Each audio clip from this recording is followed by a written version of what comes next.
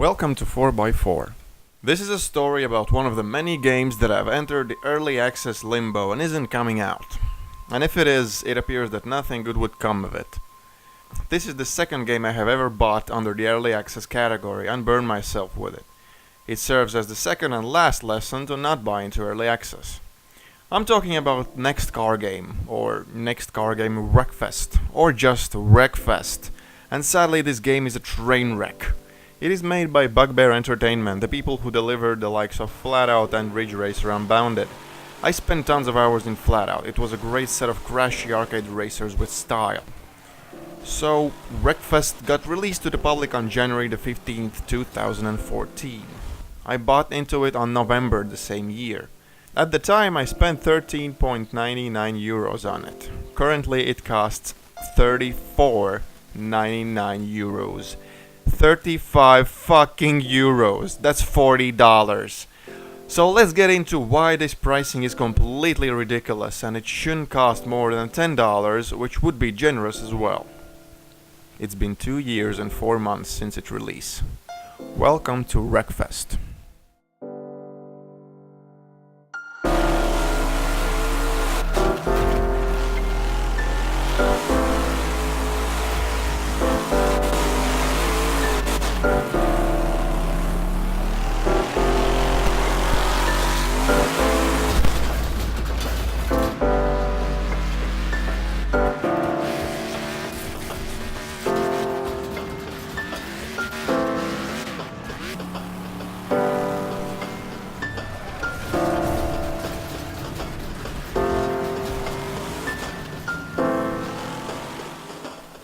At first there wasn't anything much to do. There were a pair of tracks, a pair of cars and bot races available. Nothing really going on multiplayer wise. Well, there has never been a decent working multiplayer. The technology sneak peek was also available, which was essentially a map with different tools to destroy your car, to show off their engine and destruction physics. But apart from all that, there wasn't much going on, and 2 years later not much has changed.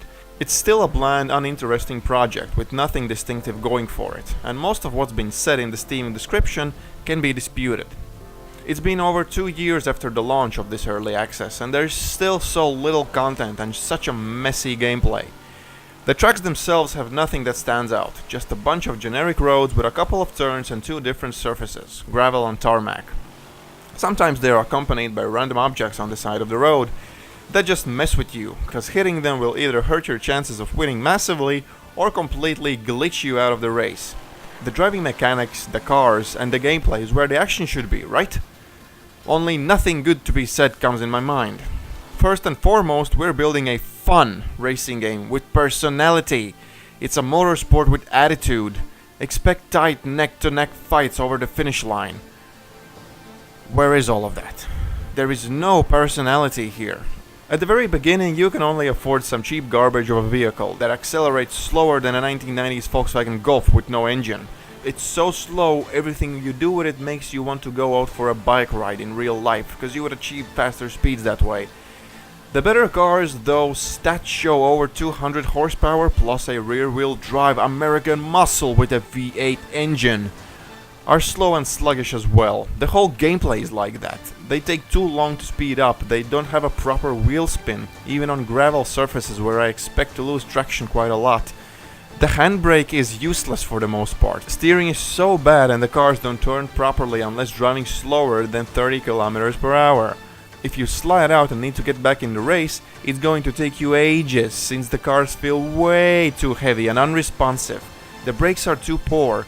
I would understand having stock brakes being bad, but they've included vehicle upgrades, which for the most part is just a way to spend some time not racing, and it's a complete mess. Some parts have upgrades, some don't. You buy an upgrade and get a random condition part. You can't even buy new stuff most of the time. You can even buy worse part than you have already, and you either buy that or just fuck off. There is some part fixing points available, but I was hesitant to use those since it seemed that I would not get more of them anytime soon. And there is no way to upgrade your brakes in general, which is the first thing you would want to spend money on since they're so bad. Everything is so sluggish and there isn't really nothing breathtaking about the driving in Wreckfest. Even the crashes don't put a smile on my face, even though there is massive amount of detail that can be destroyed in your car, and it can be bent quite a lot. The gear shifting is the most unresponsive I have ever seen. Automatic gearing is crap. Manual gearing is crap if you're using a keyboard or shifters for your wheel. It sometimes doesn't even shift your gears when needed, so you lose a lot of momentum trying to switch gears. If you need to shift, for example, all the way down from third gear to reverse, you will be mashing your gear down key until your turtle slow gearbox will switch to the gear needed. You also have restrictions, downshifting rapidly when in high speed because of the RPM being too high, which is stupid for a game like this, since there is no way to overheat your engine or anything like that.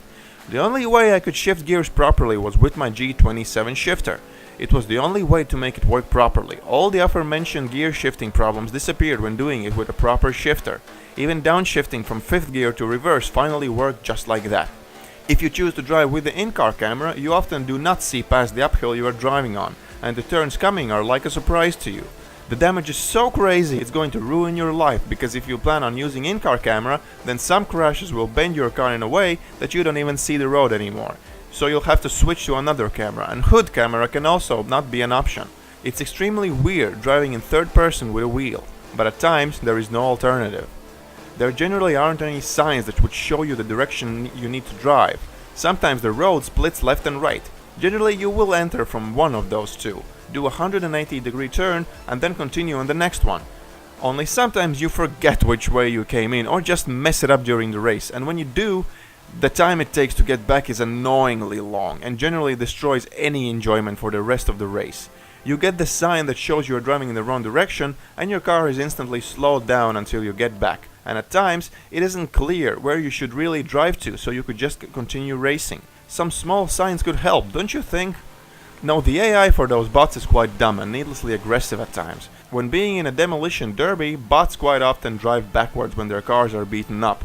When attending circuit races, they aggressively hit your car and spin it out of the way. When driving with a cockpit camera, you don't even see what's happening behind you. At some point, someone just spins you out. Talking about the driving once more, it is accompanied by tons of glitches. Your back can bump out, not spin out, bump out of proportion randomly, so you can spin out or fly out of the race.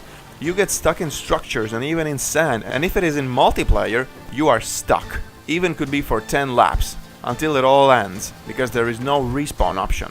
How fucking fun is that? I'm having such a bloody good time. Multiplayer wise, this game is dead. The only server I got to play in for a couple of hours to make this video was averaging from 5 to 15 people on average, and it was the only server actually having players in it. And even there, they already had made a set of rules to abide by. There already isn't anything to choose from, and you already make rules, which if broken, people get banned. For stupid reasons. As stupid as, if the admins don't like you, fuck off, ban.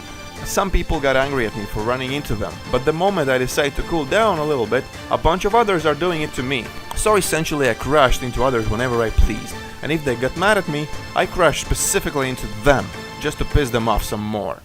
There are only a handful of servers to play and 99% of them are empty. Plus all of them are community servers. There are no dedicated server support, and I can see why.